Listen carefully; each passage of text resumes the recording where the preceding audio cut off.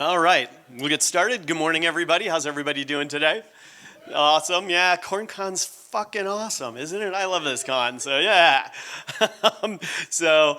Just quick introduction. I'm Robert Wagner, Mr. Minion on the cesspool that is Twitter. Oh my God. I don't tweet much. I'm also on InfoSec Exchange. Right now, I've been doing a lot of advisory work, being a security strategist and advising CISOs. I've got about 20 years of experience in security. I'm also a co-founder of a charity called Hack for Kids, where we use the lure of hacking to teach kids about STEM as well as internet safety, security, and ethics. It's very similar to the kids track here. They have a much better name, though. I don't know if everybody knows, but the kids track here is called Children of the Corn, and I think John is just genius on that one. I'm on the board of the ISSA in Chicago, and as you can tell from my pictures here, I love dogs, motorcycles, and there's no scuba in that one, but I love that too. That was my dog, Rocket. He rode with me for 14 years and was just an amazing dog. But let's get into why I wrote this talk. So because I've been doing a lot of advisory work, I've been talking with mostly companies that have budget, right? And the larger companies in security have gotten better, right? I mean, we still get breached, but people are doing things better than they did 20 years ago when I started, and people were still arguing whether a firewall was still necessary or not. So that's changed. But what I started seeing as I talked to friends that were working at smaller companies was they are making the same damn mistakes that we had been making 20 years previous. So I decided to put together a body of work that it won't get you above the cybersecurity poverty line necessarily, and it's not one size fits all, but maybe it'll help you close that gap. To put it in Thomas Edison's words, there's a better way for everything. Find it. Of course, Edison's way was to just steal other people's ideas and then make a lot of money off of it, but that's okay. I'm here to let you steal my ideas. So the cybersecurity poverty line itself was coined by Wendy Nather in 2010. Over a decade ago. And who knows or follows Wendy? If you don't, you should. She's freaking awesome. Brilliant, brilliant woman. She's over on Cisco's advisory group right now. But she defined it as the line below which an organization cannot be effectively protected. In other words, they don't even have the money to do the basic security hygiene that they should do. Just basic stuff. And that sucks because if you look at the curve of like the Fortune, I don't know, 500,000 or whatever, and you see who is above that poverty and who's below, it's somewhere around Fortune 200-300 something there that a lot of companies start dipping below that line where their budget just doesn't even get them the minimum basics for security. And that's horrible. Wendy's done a lot of writing and blog posting on the concept. Some of my ideas came from her, but some of it came from other research as well. But the way she broke it down is there's 4 primary hurdles. Now, I'm sure if, who here works for like a company that has less than 20 people on their InfoSec team? Yeah. How about less than 10? Less than 5? Just 1? Holy shit, dude. Wow. Yep. So most of you that are dealing with the constrained budgets and things, you understand 3 of these, right? Finding the money, finding the expertise, finding the capability. But one of the other things she pointed out, and I hadn't put it in such words, but she says it's influence, right? The influence to just get people to listen to you and get you the budget you're looking for, do the things that you want, adopt the policies that you're putting into place, things like that. So influence comes into this quite a bit too. And the impact on small business is huge. Attacks targeting small to medium enterprises were 46% of the attacks in 2021. That's bad in and of itself. And of course, they're targeting small companies because the larger companies are doing so well, right? It's easier pickings, and they've found ways to make money off of companies that might not have as much as the Fortune 50 or the Fortune 100. These attacks cost an average of $200,000 per firm, right? Which doesn't sound like a lot, certainly not for the Honeywells of the world out there and stuff, but for a small company, it's bad. Because 60% of those victims go out of business just from that $200,000 breach. It's pretty severe. And almost every single one of them said to themselves at some point or another, we're just a small firm. Why would anybody hack us? What's the worst that can happen? We don't have anything to steal, right? Yeah, famous last words. So where do we start? So people, process, and technology, right? It's always the answer, and we always use this. Who hates this Venn diagram by now? Yeah, I hate it because it makes it into every salesperson's prezo like they just discovered. Hey, have you guys heard about people? This is the stupid salespeople. Anyway, the reason I really hate this though is because it never looks like this. We say we're going to focus on people, process, and technology, but what do? We put all of our eggs in the technology bucket. We forget about our people. We certainly have shit for process. And that's bad because what happens when you focus only on technology? You end up with an InfoSec program that looks like this. And that is not what anybody wants as a description for their InfoSec program. This is bad. So let's talk about some ways we can shore some of these things up without spending the bank. So we'll talk about people first. And when we talk about people, the first thing we talk about is the InfoSec people, or in some organizations, the IT person that's also been tasked with the security thing, right? You have an army of one half in those types of organizations. And we're going to consider some non-traditional approaches to hiring and perhaps training as well. Because of some of the SEC rulings, there may be organizations that may even have to have some sort of security leader. You can't usually afford a full-time one, so vCISOs might be where you go, but you're going to need to know what to look for. So look for a vCISO, and they're not meta, by the way, vCISOs, but look for ones that will speak in business terms. The first thing out of their mouth when they come in your organization should be, how do you make money? How does this organization actually make money? They should have some experience with incident response, for sure. They should understand compliance, especially if not only if you're regulated, but more likely if the companies you do business with are regulated. They're going to need to help you navigate that. And then, a proven track record of creating realistic risk and vulnerability objectives would be super key. Past that, we're going to talk about the people on the security team if we're lucky enough to have an actual security team. And one of the first things that you got to do is stop chasing unicorns. Who here has met like a security unicorn, like someone like just so amazing that can do freaking everything, right? Not all of them, but a lot of them are assholes, right? They're just amazing, but they don't have those people skills. And on a small team, that's not what you need. Everybody needs to be a team player when you're on a shoestring budget. So they need to know how to interact with each other. So you're going to look for people that have empathy, that can become mentors. Because what you can do with just a few good people like that, some good leaders, good EQ, is you can start then hiring an army of cheap folks to fill in, right? So maybe an army of interns, maybe temp to hires or very entry-level positions. And I'm talking like people that haven't even gone to college, right? Getting them right as they're coming out of high school, maybe as they're coming out of John's STEM group here, because those people can be trained. And if you get one or two good leaders in front of them that understands, especially some of the generational gap going on with some of those people coming out of high school, you can get them trained up. Now, they're gonna leave you, right? Some of them will, but you're gonna nurture them and take on an approach that I learned from someone. This is just a great quote. Train them so well that they could leave, but treat them so well that they'll stay. All of them won't stay, some of them will stay, and some of those will become that next group of leaders. So you'll get some churn. There will be some people that stick around that want to work for your company for a little longer than maybe the others would, and then help them out. Right, create that culture of mutual mentorship, of sharing. I saw for a large office supply vendor a team of 5 or 6 guys that were just amazing because they were constantly teaching each other how to get better, how to hack, how to pen test.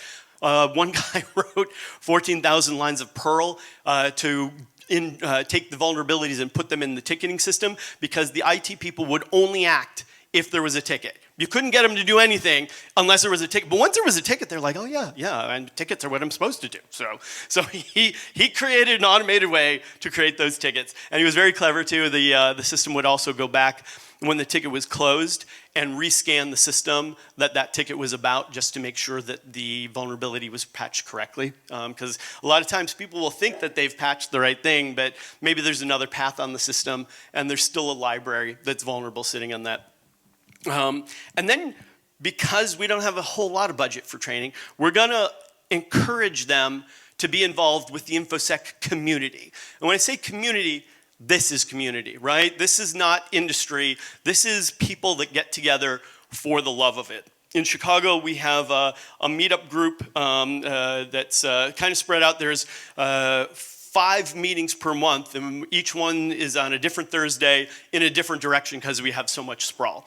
You could do it quite easily here in Davenport, and the formula is pretty simple. You get 2 or 3 people that are your co-organizers, and their only job is to make sure one of them shows up at the location that you set, and the location should always be like the X Wednesday or Thursday or whatever of the month, but always the same day, that first or third whatever Thursday. It should be a place that serves alcohol. I find that it's a great social lubrication for sharing stories. Not that everybody should feel like they have to drink, right? But have it there, and they should support separate checks, because otherwise someone gets stuck with the bill, and then the group doesn't last for very long. So with that in place, all the organizers have to do is remind the bar that they're, or restaurant that they're showing up at, that they're going to be there, and then say hi to people. One of the worst things is to step into a group and go, oh God, these people are scary. I don't know what I'm gonna do. But the moment someone says, hey, are you new? Hey, everybody, here's the new person. Say hi, everybody. That will grow your group like gangbusters, because people will feel comfortable. And I gotta tell you, for the price of a beer, I have learned so much from my red team friends, right? I've always been blue team, always defense, but sitting and listening to my red team friends tell me stories, and by the way, most of them are freaking bored out of their minds because they get in the exact same way every single time in organizations. It's not been difficult for them. It's not been challenging, but every once in a while they do end up telling me a funny story, like how they reprogrammed the medical carts at a hospital to sing If I Only Had a Brain as they went, because they were little automated bots, and it was hilarious. Anyway, so then most companies really need to start taking a look at diversity hiring, right? And there are stats around how helpful that can be, but let's first talk about why we're so bad at it, why we suck at it. Our language and the way we write job recs themselves is a huge hurdle. As I was doing my research, I didn't realize that words like self-reliant or lead are literally coded for masculinity. The words say, you should, without saying it, you should be a man if you got to be in this job, right? Things like that are bad, and you might not even know it. Words like energetic can mean only young people need to apply. It also is a red flag if they say energetic also means they're going to work you to death for no money at all. So look out for the word energetic. But instead, focus. Don't give that frickin' laundry list of all the skills and all the certs. So you're not going to get it. That's the unicorn, right? You're not going to get that. Instead, focus on what the job is, because if you put that list of must-haves, of nice-to-haves, right, that laundry list of things that you hope the candidate's going to have, you're going to chase a lot of diversity to hire away. Men will apply to those jobs even if they only meet 60% of what's on that laundry list. Women will usually only apply if they meet 100%. And you know that you're never going to get that 100%. So you're blocking people right at the gate. You're gatekeeping, and it's bad. Get your resumes evaluated blind. There's plenty of tools now for hiring that will make the resume blind, so you don't know the age, sex, race of the person hiring. And then there's cool new AI that will check your job description to see if you're being sexist or racist and help you change the language in the job description itself. And they're not expensive. And then even consider non-traditional backgrounds. So we already talked about, not even worrying about that they're, a college degree person. That's a little non-traditional for InfoSec. But I've also seen artists, especially musicians, are usually really good at anything that delves into math, right? Log analysis, they are usually so amazing at that kind of stuff because music is math at the end of the day. And if they understand it well, they're usually going to be good pattern people as well. I know a woman who was a nanny until she got interested in InfoSec, and a couple of people helped her get started, and she's just amazing. She is like a security machine. And again, came from a background you never would have suspected, but she does a fantastic job. In fact, we keep trying to recommend that she quit and go on to a better job because she's gotten to that point where she needs to turn. So those are just some of the ways. And the benefits, I told you, are fantastic. Study after study comes out with stats like this, that ethnically and culturally diverse companies outprofit other companies by 36%. That's huge, and that should hold weight with your business holders, right? Your business leaders. Companies that had more diversity had 19% higher innovation, and that's for doing business stuff. Think about how those diversity hires could make you think about solutions to your InfoSec problems that you never would have thought of before because your brain isn't wired that way. All right, so now that we're getting some of these folks in, again, not huge, but hey, can we send every one of those new employees, those 3 new employees, to SANS this year? Yeah, right, probably not. Even when I was working for a bank, it would be like, okay, you 2 can go to SANS this year, and next year 2 more of you can go to SANS, and we had to take turns. And that's when SANS is a lot cheaper. How much is a SANS class now? 10. Oh, gee. All right, so when I took my first one, I think it was like $4,500. Yeah, jeez, it's gotten really expensive. And I mean, it's good. It's good training, right? But on a small company, you're probably not going to be able to send everybody. Maybe that leader, mentor that you're going to put into place, maybe they'll get to go just to then pass that knowledge, train the trainer kind of concept. But there's a lot of free tools out there, and especially if we're like hiring diversity hires and hiring people just out of high school, some training is going to be necessary. So leverage the free stuff out there. The CISA's Cyber Essentials Toolkit, pretty good and completely free. Cyber Readiness Institute, even SANS, has Cyber Aces, which is a free program that they are trying to give back to the community, and it's awesome. Certainly, security conferences, B-sides are almost always free or like a nominal $20. Even this one, I chastise security leaders if I hear that they're not paying for their employees to come to things like this. I'm like, are you kidding? For the price of one SANS class, you could send several hundred people here, and they're going to learn a lot, right? These are great places for learning. And then even there's a lot of vendor training out there that's free, right? Qualys has a free certification for vulnerability management to become certified in vuln management. Splunk has some free tools as well. AWS has a ton of stuff available for free. The Security Fundamentals program, very good. And then if we are lucky enough to have more than one person, so we've got a couple of people, I don't think the traditional tiered SOC works well in a small organization, right? The whole tier 1, tier 2, tier 3. First off, you're going to burn tier 1 out in about 2 weeks. It's maybe not that quick, but tier 1 SOC analyst, and I was one, it's a rough job. It's a rough job. In a small organization, it's just not going to play well. So instead, structure activity around tasks and let people explore those different tasks. So maybe one person, does the monitoring and incident response for a couple months. Another person, if they're advanced enough, maybe is a threat hunter or a reverse engineer or something like that. Depends on what your organization really needs, but let these different people take on different tasks. Let them thrive in it. If they're like really into it, let them run with it a bit.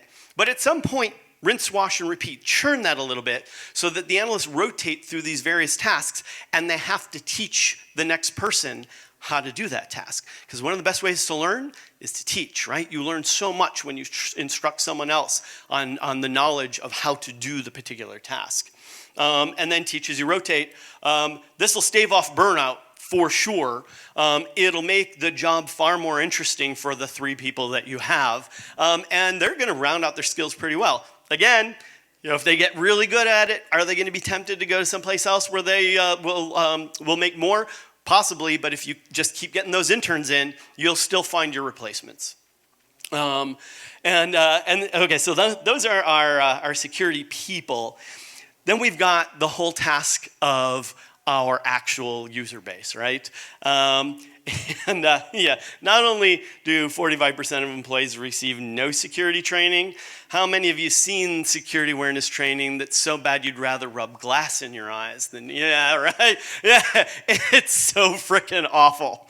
So now, you're gonna have to do some of it, but I've got some free resources because of compliance reasons. A lot of us have to give our employees at least once a year security awareness training. But it stinks. And then 62% of companies do not receive enough security awareness training to actually do anything. Like that once a year, you think those employees remember the stuff that they see once a year in it? And in all likelihood, they start the video and then they go away and have a cup of coffee and come back. Oh yeah, all right, the next question.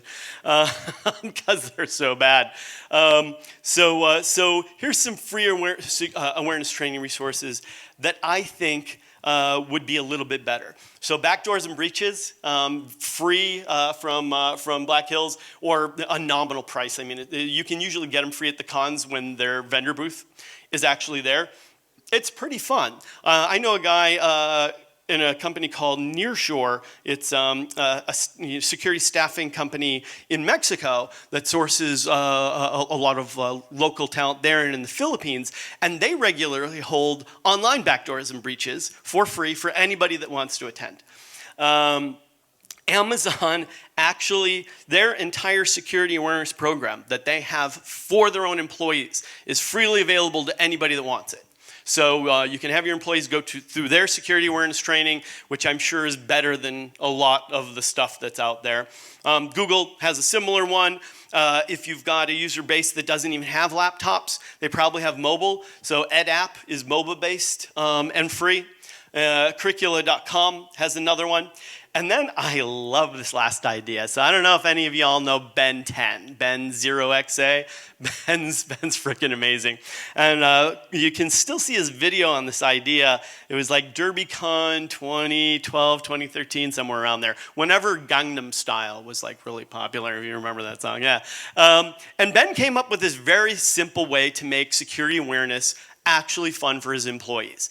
He announced at the beginning of 1 week, hey, all that security awareness training that you've had, we're going to have a competition.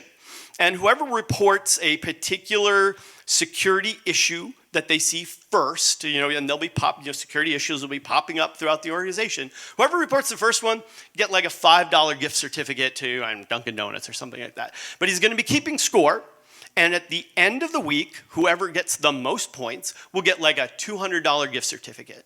So for an outlay of a couple $100, his employees were going at each other. Like, I'm taking you down. I'm going to get more points than you. And they started going, they were like reporting a CFO who was walking through the organization without their badge on. Because that's against policy. I know that, yeah. Someone else reports a strange black box outside of one of the side door exits. It was a rodent control box. But people are paying attention, right? And the best one happened 15 minutes after he announced the competition. He gets a call from a woman. She's like, Ben, I see one of the things. And he's like, what things? And she's like, from the competition and the thing, and I want my money. But after he got his face out of his palm, he's like, we haven't started quite yet. What is it you're seeing? Oh, this pop-up comes up and it says, click here to authorize access. Yeah, right, whatever. You didn't read all of it. 15 minutes in, he had an actual incident. He had turned his people into carbon-based intrusion detection sensors, and it worked beautifully. Now, I will give you a warning. I talked to another company, a much larger company, that had tried to implement this as well, and it was going great. But their employees wanted to win so badly, they started downloading Nessus and scanning for vulnerabilities so they could, right? And by the way, if they can download Nessus and run it, they have another problem there. So they need to address that as well. But yeah, people were like, oh yeah, I'm going to find all the security things. So be careful of overambition, but it could be a way to tell you you don't have all your controls in place that you need. And Ben, it's still out there on his GitHub. He has a scoring tool that you can even use to score the game if you want to play it. At this point, I don't know how outdated the tool might be, but check it out. All right. So now that we've got people moving in a direction, we want to create a healthy security culture. There's been a lot of debate just this past couple days here about whether security is everyone's job, right? And I've heard a lot of splitting of hairs and nuance, but certainly, there was a gentleman talking yesterday at the CISO summit. The foreman that's head of a mining company is probably more concerned about the physical safety of his folks and not too concerned about the cyber security aspect of the company. But he doesn't have to be. So some ways that we can at least get them to be more of our friends, to get them to be those eyes out there without it being their job, is things like the competition that I told you. But we also have to make sure that security awareness is never used as a punishment, right? Now that gets a little difficult because we do these phishing exercises, and a lot of times people will have to go through the security awareness training again if they click on the stuff. I honestly don't know how effective that is, but it'd be much more fun to have the phishing things and see who doesn't click the stuff and then reward the people that are doing great, right? Making a positive example out of them. Insider threat is really, really hard for any small company to do. You don't have the resources to build a huge insider threat program. But what if you could start nipping in the bud some of the things that lead to someone becoming an insider threat, right? The government actually has published a document on how to identify potential insider risk before it becomes an actual threat. And some of the stuff you already know, like people have all of a sudden, their mood changes extremely, they're going through huge mood swings and stuff like that. And we have to make sure that, again, this isn't used to punish someone, but if you see some of the precursors to them becoming a threat, you can put a little bit extra watch on their account, maybe make sure that they can't check their account, audit it, see if they have too much access, and then literally make sure that they can get some help with whatever they're struggling with that could lead them to want to steal from you. Just asking for help when an employee is being able, having a culture that allows someone to ask for help when they're not sure about stuff, and them not feeling like you're going to humiliate them or any of these negative things that we've often done to users in the past. Make it fun and personal. No one flouts it. And I also have noticed, especially in smaller companies, the security policy isn't for everyone, is it? Yeah, some of the other upper people, they can make all the damn mistakes they want, and it's never a problem because they're like, president or whatever. So we have to make sure that we're being fair across the board as we enforce these policies. So never enforce something on a low-level employee that you wouldn't enforce on the president of the company. All right. Oh, and yeah, I just mentioned teaching them the signs before risk becomes a threat. And there, like I said, there's a ISSA, one of the government guides out there. I think I've got some links at the end. So now that we've talked about how to level up some of our people, make them a little bit better, make them a little bit less of a risk to our organization, we're going to talk about some processes. So the SANS 20 critical controls, now with more. It's only 18 and it's not SANS anymore. Who remembers when it was originally SANS? Yeah. And it's evolved quite a bit. And they've just added some really cool ways for organizations to approach the now 18 critical controls in a much more logical fashion, right? People used to just go through and just try to meet as many of them as they could without any prioritization. The one thing that they did tend to try and prioritize is inventory control and assets, right? We've always put a large value on those first two controls. But instead, so they've broken it down, so you see now that we have implementation groups 1, 2, and 3.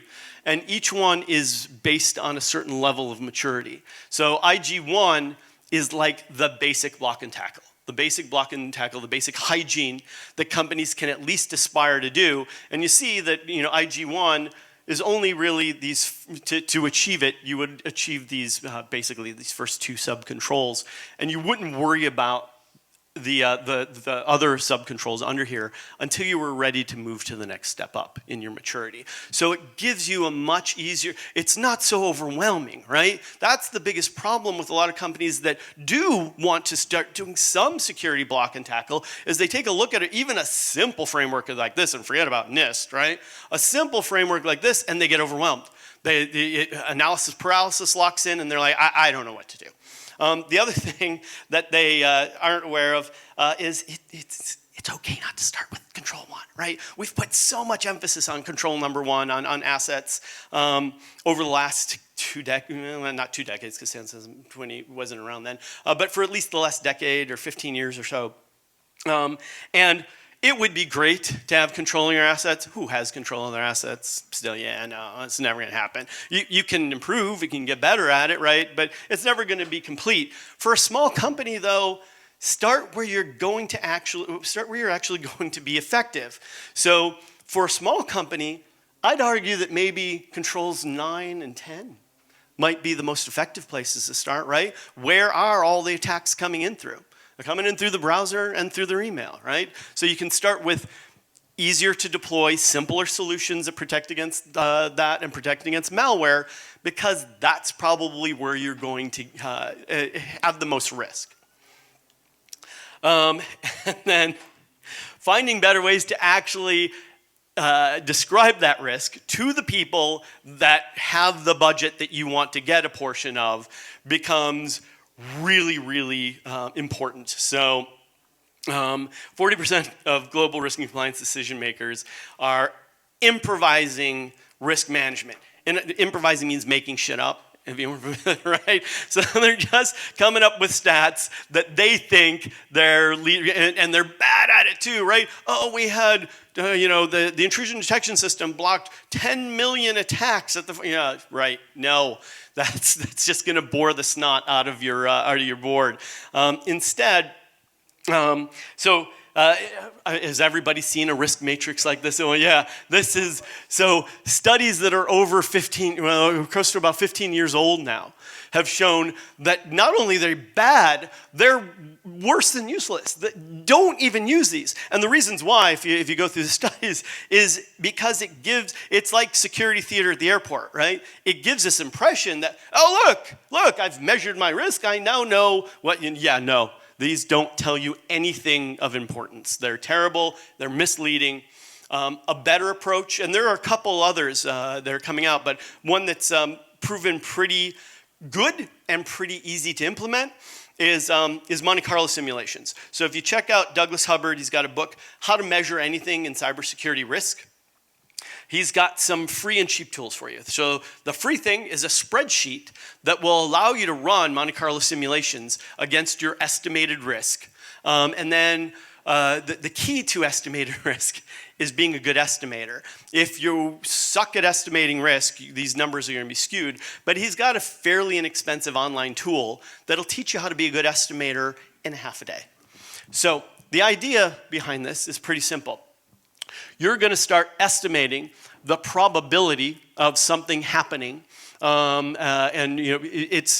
show you very easy ways to estimate these probabilities, either based on your own data, if you've been collecting it in the company, or some of the online stuff, the breach databases and things like that. But what you're going to do is you're going to estimate the probability of certain things happening, and then you're going to go to the board, and you're going to go to the board, hey, what is your appetite of us losing, a 90% probability of us losing $100,000 this year? And depending on the size of the company, they may be like, yeah, we could accept like an 80% probability of that happening, and we'll still be okay. And then you'll give them a couple other ranges. You're like, okay, so what about $1 million?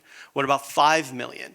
And by the time you start getting to some of those big numbers, they're like, that better be less than like 2% likelihood that happens. And then you go, okay, great. So we've estimated the likelihood, and guess what? You said that it needs to be lower in probability than this particular number, and that's where you, if the number that is their estimate of what they can accept is lower than the money that they've given you, is higher than the money they've given you, you just now have your business case for, okay, well then I need more money because I need to bring that risk below what you said you're willing to accept. Doug's got, like I said, a whole book out there, and his website has a lot of tools that are free or cheap. Check it out, but this is the language we need to talk to our board in, right? We need to talk to them in dollars and probabilities of things happening. So with that in place, we need to start attacking regular hygiene, right? You may be lucky enough to get enough budget to do an assessment. Stop making the same mistakes we were making with assessments 20 years ago, right? Do things like make sure that a risk assessment is done before a security assessment. But then if you actually get the money to pay people to do an assessment against your organization, make sure you do a couple things. First off, that person should be working for you to find the problems that will get you the budget, right? And most of them will work with you. Most of them will be like, what do you need the results of this pen test to be? And they'll work with you directly. So gear it towards proving the business case for that money that you want.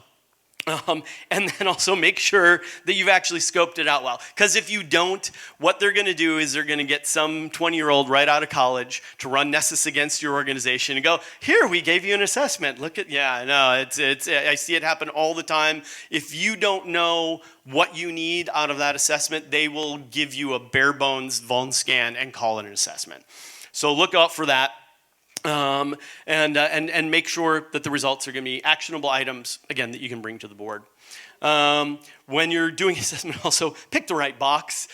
So a lot of people make the mistake, and most companies used to make it early on. Small companies still make it, which is, yeah, this is going to be a opaque box assessment.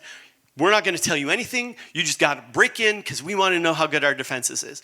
That's a terrible way to assess, because all you're really doing is learning how good the pen tester is. That's all that's going to tell you. You know that people are either in your, attackers have either gotten in your organization or will get in your organization. So start with there. Start with either a translucent or transparent box. Give them the foothold in the organization. That's a foregone conclusion. The attacker's going to get in. So let them start from the inside. Give them a laptop. It's already been compromised by them.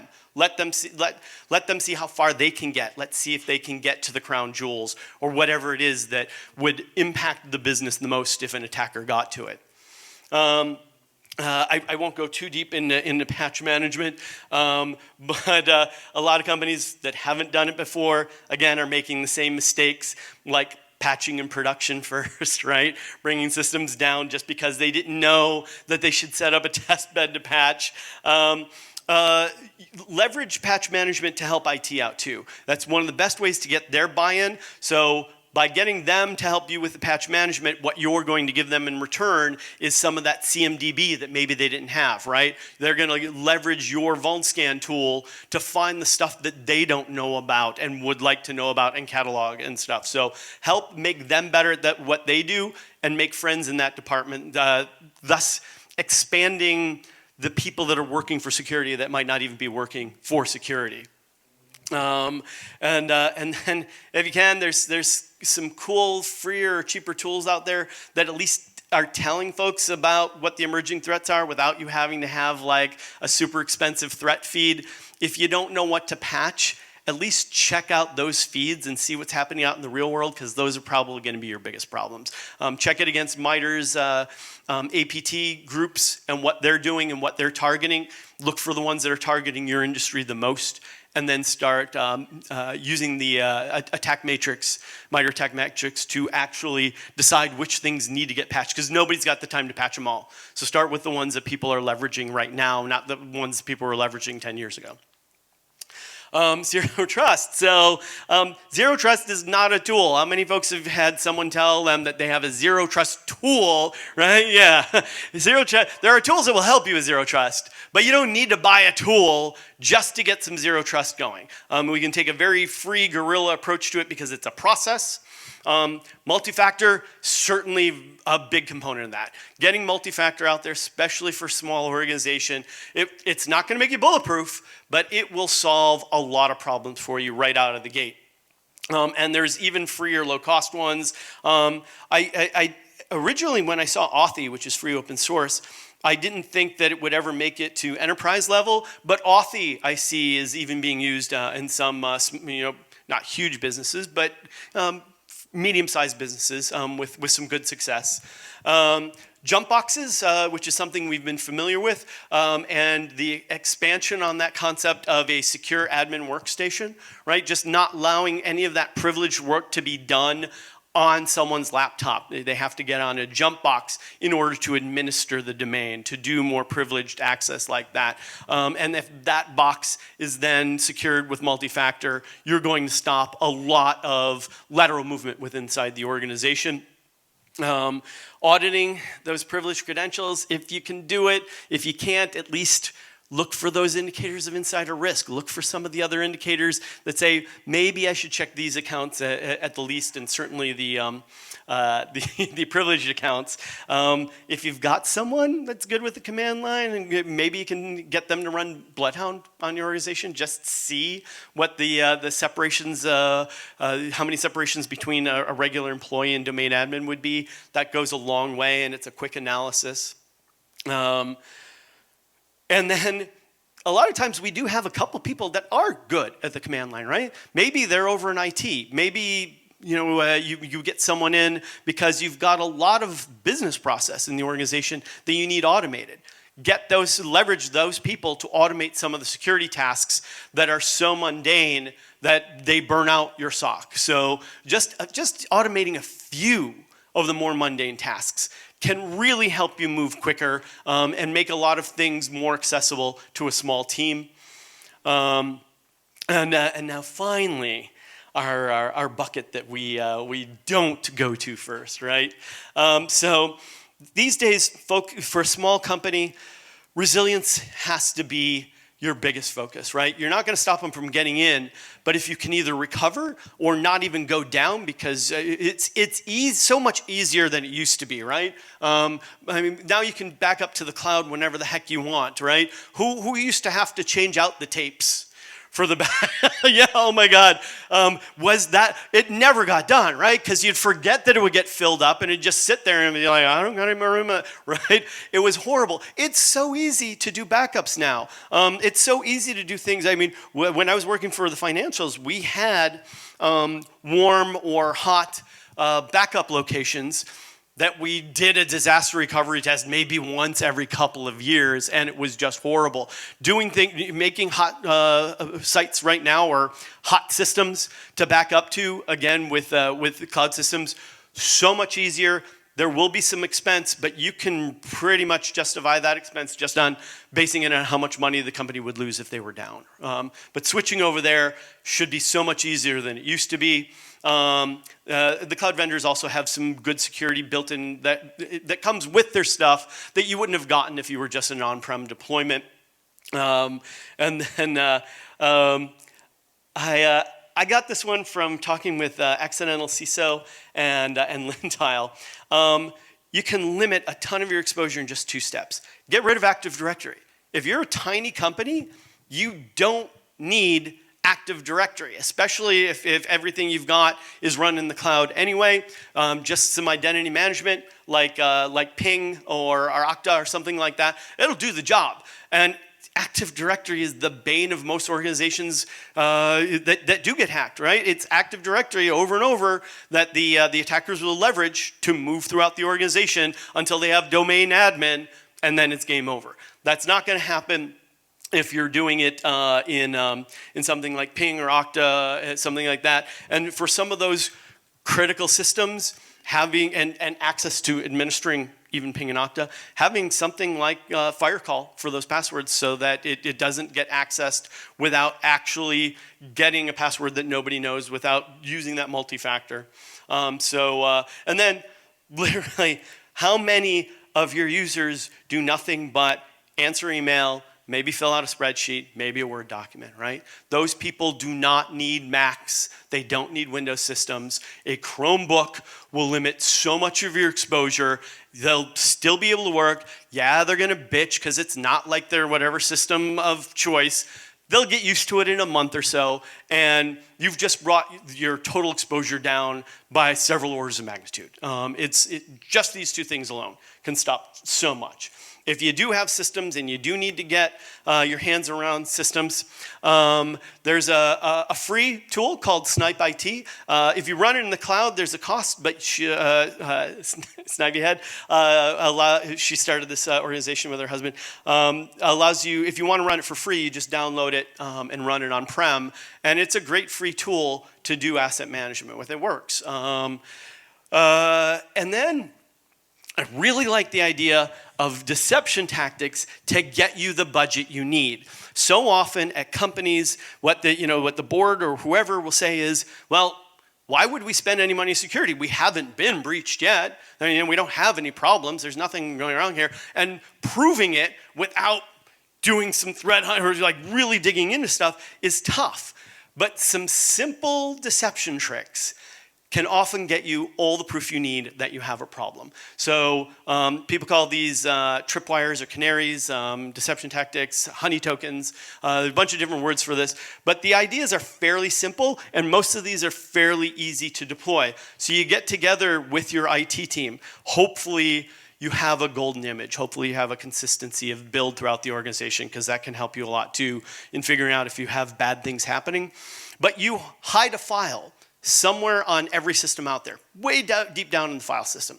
And you call that file password list or something like that, something that no attacker could possibly, they see that, they're like, oh yeah, I'm told. And you just alert when that one file gets open, and that's it. If that file gets opened and you get that one log event, and you could capture those logs with free logging tools, you either have someone creeping through your systems, or you might hit a false positive from someone how many of your users drop to the command line anymore, right? But if they did and they did a dir/s, maybe they'd fire on a Windows system. But for the most part, you're going to start getting some indications that there's maybe some evil on the network. You want to take that a little farther, a little less likely for a false positive, and you still are stuck with Microsoft and Active Directory. Try something like a Honey domain admin account. You call the account domain admin, blah, blah, blah, blah, right?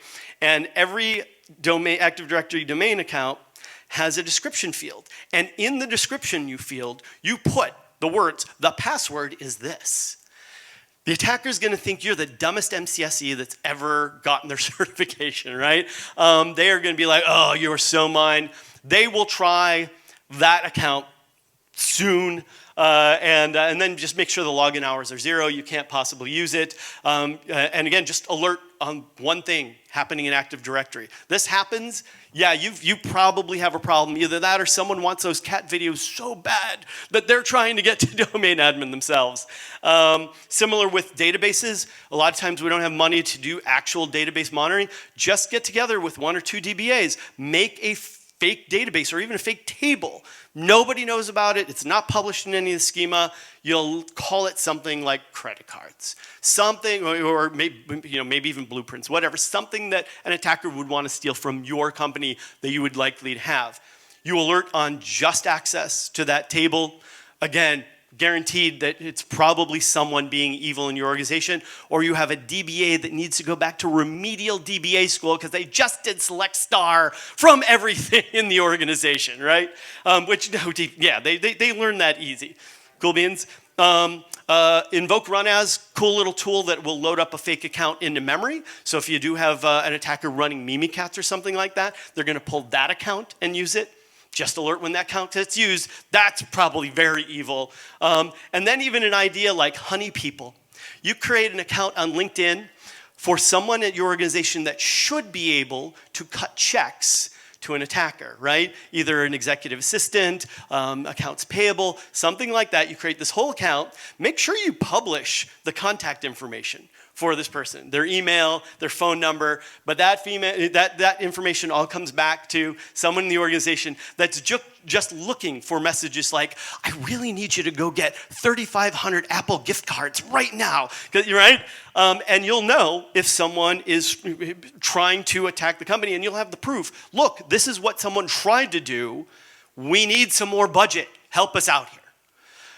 So in closing, I'm not going to go through the summarization. I told you a lot of stuff. Hopefully some of it was useful. Thank you, and you can contact me there if I can help you out at all. The slides will be available, so thanks. So if you didn't get, I know I went through a lot of stuff really fast, but we'll make them available for you through the con. You want to do some questions? Oh yeah, well, do we have time? Yeah, questions? I know Doug's got some. I'm teasing. Yeah. Yeah, that'd be perfect.